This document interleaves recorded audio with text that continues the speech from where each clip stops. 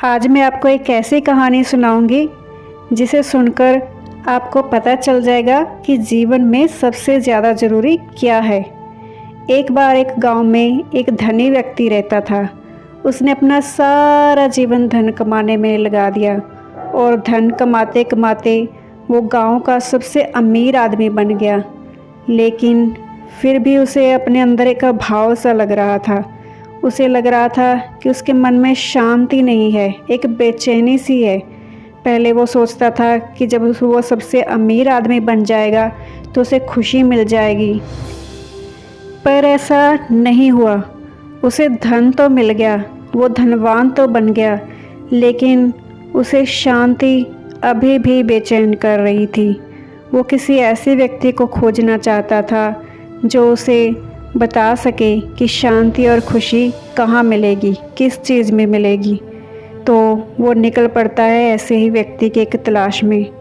फिर उसे एक जंगल में एक फ़कीर मिलते हैं। वो उन फ़कीर के पास चला जाता है और अपने साथ थोड़े से हीरे जवाहरात भी भेंट के लिए ले जाता है। जैसे ही वो फ़कीर के पास पहुंचता है तो वो अपनी सारी कहानी फ़कीर को सुना देता है कि वो कैसे कैसे धनवान बना, लेकिन फिर भी उसके मन को बेचैनी ही भी रहती है। उसे लगता है कि उसे शांति नहीं मिल रही है। वो शांति की तलाश कर रहा है, वो सुख की तलाश कर रहा है। तो फ़कीर उसकी सारी बातें बड़े ध्यान से सुनते हैं। फिर उन फ़कीर की नज़र उनकी हीरे जवाहरात वाली थैली पे पड़ती है और वो उसकी थैली लेकर भागने लग जाते हैं। तो वो धनी व्यक्ति भी उस फ़कीर के पीछे पीछे भागना शुरू कर देता है और जो फ़कीर होते हैं वो बहुत तेज़ी से आगे बढ़ते जाते हैं और वो धनी व्यक्ति पीछे भागता भागता थक जाता है और एक जगह बैठ जाता है और सोचता है कैसे फ़कीर निकले, बड़े लालची निकले। मेरी समस्या का समाधान करना तो दूर, वो तो अपने आप को ही हीरे जवाहरात से अमीर बनाने में लग गए। वो तो बड़े लालची निकले। लेकिन वो थोड़ी देर बाद उठता है और फिर से उस फ़कीर को ढूंढने लग जाता है। तो वो देखता है कि आगे जाकर फ़कीर भी थक हार के बैठे थे। तो वो धनी व्यक्ति उस फ़कीर के पास जाता है और उनसे कहता है कि आप भाग क्यों रहे थे मेरा धन चुरा कर? चलो शुक्र है मेरा धन तो मिला, अब मुझे खुशी मिली थोड़ी। तो वो फ़कीर उनसे कहते हैं सच में तुम्हें खुशी मिली?